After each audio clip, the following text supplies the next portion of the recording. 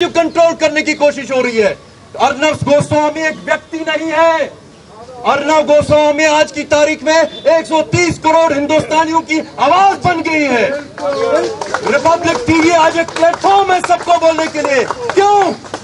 पालघर में जो वो साधु खून से लथपथ चेहरा हाथ जोड़ के जीवन की भीख मांग रहा था और मुस्कुरा भी रहा था, किसी का दिल नहीं हिला। पूरा हिंदुस्तान चुप है क्योंकि 1000 साल की जो चमड़ी हमारी मोटी हो गई ना, नहीं कुछ फर्क पड़ा। 30 साल पहले कश्मीरी हिंदुओं का नरसंहार हुआ, किसी को कोई फर्क नहीं पड़ा। उनके हौसले इतने बुलंद हुए कि न आपके यहाँ पे शाहीन बाग में वही जिन्ना का नारा सुनाया आपको, तिरंगे के नीचे तेरा मेरा रिश्ता क्या ला इलाहा इल्लल्लाह। ये है, जागना पड़ेगा। अर्नब गोस्वामी के साथ 1000 माइक्रोफोन है, 1000 माइक्रोफोन। अब देखिए क्या हो रहा है। अगर भगवान न करे अर्नब गोस्वामी की आवाज बंद करते हैं, 1000 माइक्रोफोन बंद हो जाएंगे। उन 1000 माइक्रोफोन के साथ हम जैसे कई लोग 5-5, 6-6 लोग दिन में रोज बोलते हैं, कई बार बोलते हैं। अब जानते हैं किस आवाज को रोकने का तरीका है? राष्ट्रभक्ति की आवाज के ऊपर हमला है। ये आप में से हर एक के ऊपर हमला है। मैं जब बोलता हूं तो आपकी आवाज बोल रहा हूं, आप अगर यहां पे आएंगे मेरी आवाज बोलेंगे। ये अर्नब गोस्वामी का ऊपर हमला जो है, ये 130 करोड़ हिंदुस्तानियों के ऊपर हमला है। क्योंकि 2014 के बाद हवा बदल गई, प्रश्न नहीं पूछे जाते थे। मुंबई के कान बहरे हो गए हैं, मुंबई के कान बहरे हो गए हैं। आप जानते हैं, लोग बात करते हैं कि डेमोक्रेसी के ऊपर हमला है, नहीं है। ये कहते हैं कि फ्रीडम ऑफ एक्सप्रेशन पे हमला है, नहीं है। लोग कहते हैं इमरजेंसी जैसे लगे वो बर्ताव हो रहा, नहीं है। लोग कहते हैं कि ये फाशिस्टवाद है, नहीं है। क्योंकि फाशिस्ट लोग भी एक प्रोटोकॉल फॉलो करते हैं, लिखते हैं कि किस बर्बरता से किसको पकड़ना है, घसीटना है, मारना है। मुंबई में जो हो रहा है वो मुंबई को मॉब ने घेराव कर लिया है, जकड़ ले लिया है, कब्जा कर लिया है मुंबई के ऊपर। और ये मत भूलिए कि मुंबई भारत की फाइनेंशियल कैपिटल है। ये जो तैयारी हो रही है, 2024 की तैयारी हो रही है। फाइनेंशियल कैपिटल के ऊपर राजनीतिक कंट्रोल हो गया और वहां से अब मीडिया का नैरेटिव कंट्रोल करने की कोशिश हो रही है। अर्नब गोस्वामी एक व्यक्ति नहीं है। अर्नब गोस्वामी आज की तारीख में 130 करोड़ हिंदुस्तानियों की आवाज बन गई है। रिपब्लिक टीवी आज एक प्लेटफॉर्म है सबको बोलने के लिए। क्यों? पालघर में जो वो साधु खून से लथपथ चेहरा हाथ जोड़ के जीवन की भीख मांग रहा था और मुस्कुरा भी रहा था, किसी का दिल नहीं हिला। पूरा हिंदुस्तान चुप है क्योंकि 1000 साल की जो चमड़ी हमारी मोटी हो गई ना, नहीं कुछ फर्क पड़ा। 30 साल पहले कश्मीरी हिंदुओं का नरसंहार हुआ, किसी को कोई फर्क नहीं पड़ा। उनके हौसले इतने बुलंद हुए कि न आपके यहाँ पे शाहीन बाग में वही जिन्ना का नारा सुनाया आपको, तिरंगे के नीचे तेरा मेरा रिश्ता क्या ला इलाहा इल्लल्लाह। ये है, जागना पड़ेगा। अर्नब गोस्वामी के साथ 1000 माइक्रोफोन है, 1000 माइक्रोफोन। अब देखिए क्या हो रहा है। अगर भगवान न करे अर्नब गोस्वामी की आवाज बंद करते हैं, 1000 माइक्रोफोन बंद हो जाएंगे। उन 1000 माइक्रोफोन के साथ हम जैसे कई लोग 5-5, 6-6 लोग दिन में रोज बोलते हैं, कई बार बोलते हैं। अब जानते हैं किस आवाज को रोकने का तरीका है? राष्ट्रभक्ति की आवाज के ऊपर हमला है। ये आप में से हर एक के ऊपर हमला है। मैं जब बोलता हूं तो आपकी आवाज बोल रहा हूं, आप अगर यहां पे आएंगे मेरी आवाज बोलेंगे। ये अर्नब गोस्वामी का ऊपर हमला जो है, ये 130 करोड़ हिंदुस्तानियों के ऊपर हमला है। क्योंकि 2014 के बाद हवा बदल गई, प्रश्न नहीं पूछे जाते थे। हम इस जंतर मंतर में पिछले 30 साल से प्रदर्शन करते रहे हैं, लेकिन प्रश्न नहीं पूछते थे लोग। कश्मीर को लिख दिया गया था पाकिस्तान के नाम पे। ये हम कश्मीरी हिंदू की वजह से, अगर आज कश्मीर हिंदुस्तान के साथ है, हम कश्मीरी हिंदू जो कश्मीर जात के नरसंहार में बचे, उन्होंने कश्मीर को हिंदुस्तान के साथ जोड़े रखा। लेकिन आप लोग चुप रहे। आज अर्नब गोस्वामी की वजह से आप लोग जो यहाँ इकट्ठे हुए हैं, आपका दायित्व बनता है। क्या उत्तर दोगे बच्चे को? आज क्या घर में जाके बोलोगे कि आपने क्या किया? आपने सह लिया। अर्नब गोस्वामी को बाल पकड़ के उसको घसीटा गया। आप यकीन मानिए, ये मैं हूं, आप है, आपके चेहरे पे ये थप्पड़ है, लेकिन इस थप्पड़ की गूंज याद रखना मुंबई के। और मैं आपके द्वारा से आपको भी अपील करता हूं, जिस पुलिसकर्मी की बात हो रही है, उसने एक सिटिंग मेंबर पार्लियामेंट साध्वी ने पब्लिक प्लेटफॉर्म पे बोला है कि उसने उसके पर किस प्रकार से प्रहार किया, कैसी बर्बरता दी, उसके पर बेल्ट से मारा। क्या आईपीएस ऑफिसर दिल्ली की सरकार के नीचे नहीं आते? क्यों सरकार चुप है? आप तो किसी के कहने पे अर्नब गोस्वामी को पकड़ के ले गए। एक मेंबर पार्लियामेंट पब्लिक प्लेटफॉर्म पे बोल रही है कि इस पुलिसकर्मी ने उसके साथ कैसा दुर्व्यवहार किया। क्यों आज तक इस आईपीएस ऑफिसर के साथ कोई भी कार्रवाई नहीं हो रही है? आप पूछिए, प्लीज पूछिए। जब आप पूछेंगे तो वो नहीं करेगा जो वो कर रहा है। आज आपको मालूम नहीं कि कितने लोग इस षड्यंत्र पे मुनव्वज होंगे। पाकिस्तान का ऐसा इसमें मुनव्वज होगा, क्योंकि यहां पे जो दिल्ली में जो परिवर्तन हो रहे हैं, एक के बाद जो चीजें हो रही है, धीरे धीरे हो रही है, रुक रुक के हो रही है, लेकिन देश बदल रहा है और ये आपके दुश्मनों को पसंद नहीं आ रहा है। तो अर्नब गोस्वामी के ऊपर ये प्रहार अंतर्राष्ट्रीय लेवल पे हो रहा है। बहुत लोग नहीं पसंद करते हैं इसकी आवाज को, क्योंकि ये आवाज देश को जगाने की आवाज है, एक सोए हुए सनातनी समाज को जगाने की आवाज है। इसलिए इस पत्रकार के ऊपर हमला ये राष्ट्रभक्ति के ऊपर हमला है।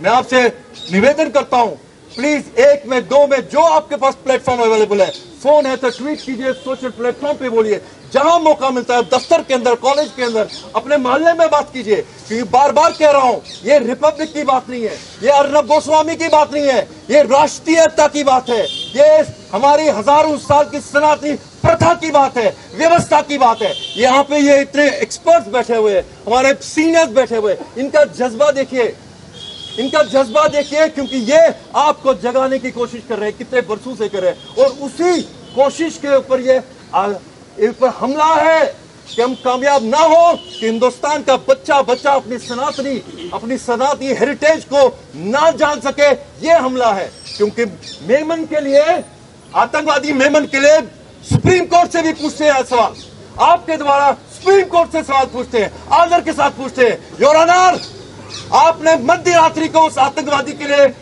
सुप्रीम कोर्ट खोला था ना, तो इस मामले में आपने सुओ मोटो नोटिस क्यों नहीं लिया? अर्नब गोस्वामी एक बहुत बड़ा पत्रकार है, राष्ट्रभक्ति की बात करता है। आतंकवादियों के लिए अगर सुप्रीम कोर्ट खुल सकता है तो अर्नब गोस्वामी के लिए क्यों नहीं बोलेंगे वो? क्योंकि जब कश्मीरी हिंदू इसी सुप्रीम कोर्ट में गए थे याचना लेके कि हमारे साथ इंसाफ करो, ये काले कोट वालों ने, मैं इज्जत के साथ, योर ऑनर, आपने हमारी जो अपील थी यूं फेंक दी। बोला 27 साल से कहां थे, कहां से ढूंढेंगे तुम्हारे लिए विटनेस? तो उस सुप्रीम कोर्ट को भी जगाना है। ये हमारा सुप्रीम कोर्ट है, ये हमारी व्यवस्था है, इस व्यवस्था को जगाना पड़ेगा।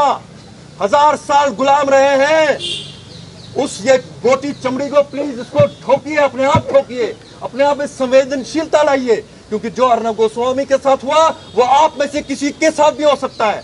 और आखिर में मैं उन पत्रकारों को बोलना चाहता हूं जो अर्नब गोस्वामी को अपना बिजनेस कॉम्पिटिटर मानते हैं, लेकिन साथ में ये भी दावा करते हैं कि वो राष्ट्रभक्ति की आवाज करते हैं। उनको मैं अपील करता हूं, ये मौका है राष्ट्रभक्ति दिखाने का। अपनी बिजनेस, अपनी कंपटीशन, अपनी ईर्ष्या, जेलसी छोड़ दीजिए, आप सामने आइए। नहीं आए तो जैसे कभी जिक्र किया गया, इमरजेंसी में लोगों को पकड़ के ले जाते थे, तमीज के साथ, तहजीब के साथ गाड़ी में बिठा देते थे। आडवाणी जी को, वाजपेयी जी को बाल खींच के नहीं ले गए थे, किसी भी पत्रकार को उठा के नहीं ले गए थे ऐसे।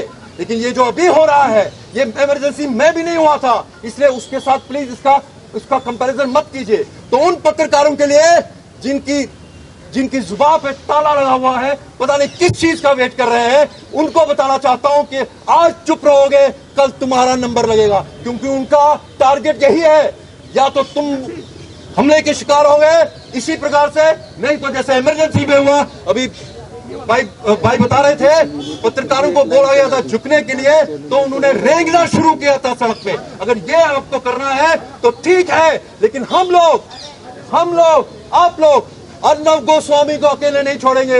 हम अर्नब गोस्वामी के साथ हैं। अर्नब गोस्वामी, हम तुम्हारे साथ हैं। आज मुंबई में मर्यादा लांघ ली गई है। आज मुंबई में इस देश के ऊपर युद्ध घोषित कर दिया गया है। आज हमारी आजादी पर हमला हुआ है।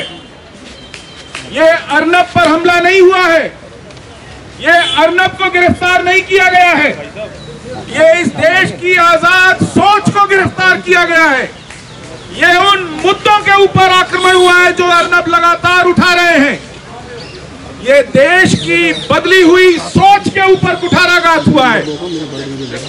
आप इस गफलत में मत रहिए कि ये कोई अपनी राजनीति कर रहा है। जी नहीं, ये सत्ता की राजनीति नहीं है, ये इस देश के संविधान की जड़ खोदने का षड्यंत्र है। ये हमारे बुनियादी अधिकारों पर हमला है। अर्नब गोस्वामी जैसे एक प्रमुख पत्रकार को सुबह 7 बजे उसके घर में घुसकर उसके बेटे को पीटकर उसकी पत्नी के साथ धक्का मुक्की करके उसको जबरदस्ती उठाया गया है, मानो वो एक कोई सामान्य अधिकारी हो, अपराधी हो। AK-47 से लैस पुलिस वाले आकर के उसे उठाते हैं, मानो वो कोई आतंकवादी हो। अर्नब गोस्वामी पर हाथ डालने का यह कुकर्म सिर्फ कांग्रेस ने, सिर्फ एनसीपी ने नहीं किया है, जिसकी भर्त्सना केवल भाजपा कर रही है। यह काम उद्धव ठाकरे ने किया है, यह काम शिवसेना ने किया है, ये काम एक वर्दी में बैठे हुए आईपीएस ऑफिसर मुंबई के पुलिस कमिश्नर ने किया है। ये उस सरकार ने किया है जिसको आज लगता है कि मुंबई की पुलिस उनकी निजी सेना है।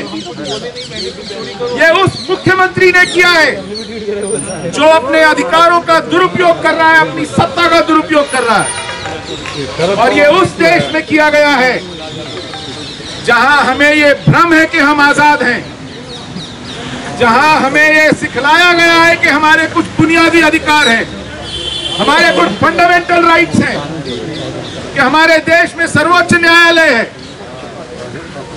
जो सुप्रीम कोर्ट रात को 2 बजे उठकर अफजल गुरु और अजमल कसाब के लिए अपने फैसलों पर पुनर्विचार करती है। वो आज आंख पर पट्टी बांधे अपना मुंह सिए बैठी है। पूरा दिन गुजर गया है, किसी भी न्यायाधीश के कान में जूं नहीं रेंगी है।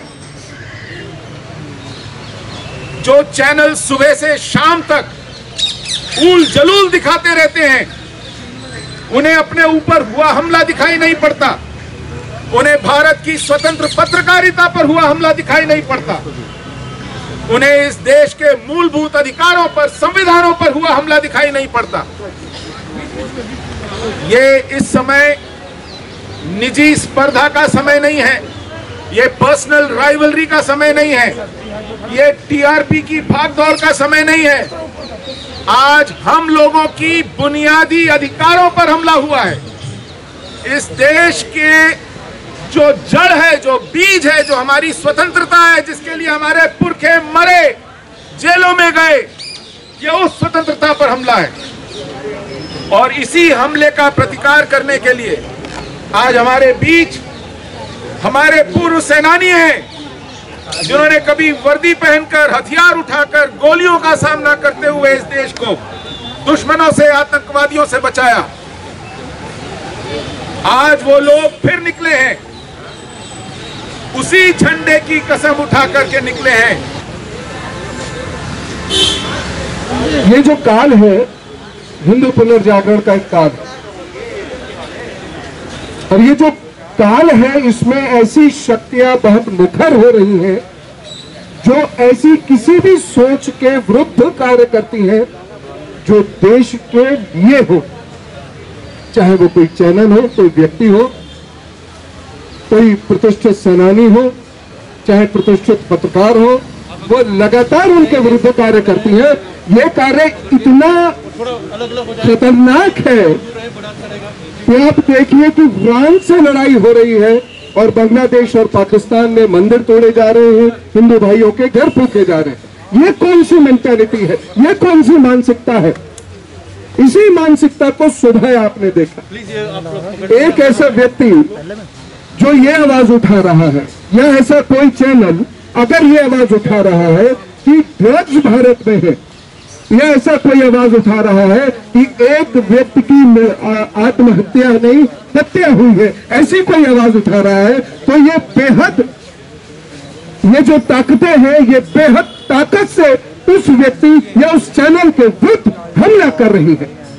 और हमला यहां तक पहुंच चुका कि उसको एक सामान्य अपराधी की तरह लाना तो दाऊद को था, ले गए उस व्यक्ति को जो व्यक्ति लगातार दाऊद जैसे न जाने कितने लोगों के खिलाफ लोहा ले रहा है, एक चैनल के माध्यम से लोहा ले रहा है, पब्लिक ओपिनियन उसके साथ है, और ऐसे व्यक्ति को ले गए। ये हमारा चौथा स्तंभ है, ये जागरूक करने के लिए। और जब ये जागरूकता फैलने लगी है तो ऐसे लोग जो उन बाला साहब के वंशज हैं, जिन बाला साहब ने कहा था कि यदि पाकिस्तान की टीम भारत में खेलेगी, जब पाकिस्तान ने घुसने की कोशिश की थी, तो मैं उन्हें यहां खेलने नहीं दूंगा, और उन्होंने पिच तक खोद दी थी। आज ये लोग ऐसे लोगों को पिच बना के दे रहे हैं जो लोग भारत के लिए, भारत के लोगों के खिलाफ, भारत के चैनल के खिलाफ, एक व्यक्ति के खिलाफ जब वो खड़े हो रहे हैं, तो ये लोग उन्हें पिच बना के दे रहे हैं, ताकि वर्दी में ये पिच बना के दे रहे हैं। ये कैसे ना